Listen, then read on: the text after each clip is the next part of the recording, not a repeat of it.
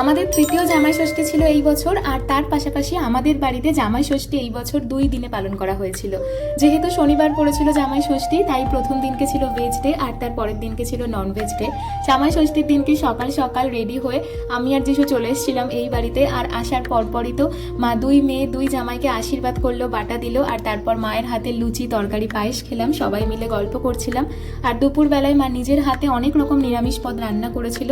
দুপুর তাড়াতাড়ি করে খেয়ে সন্ধ্যেবেলায় আমরা সবাই মিলে গিয়েছিলাম কুলপুকুর মায়ের মন্দিরে, যেহেতু বাবা নতুন গাড়ি কিনেছে আর সেই গাড়িটা পুজো দেওয়ার জন্য। আর পরের দিনকে যেহেতু আমাদের বাড়িতে অনেক লোক নিমন্ত্রিত ছিল, তাই সকাল সকাল উঠে চলে গিয়েছিলাম আমি আর যিশু বাজার করতে। তো প্রথমেই গিয়েছিলাম ওই বাড়িতে, আর সেখানে একটু চা বিস্কিট খেয়ে তারপর চলে আসলাম বাজারে। বাজার করে সবার জন্য সকালে খাবার জন্য একটু পরোটা নিলাম।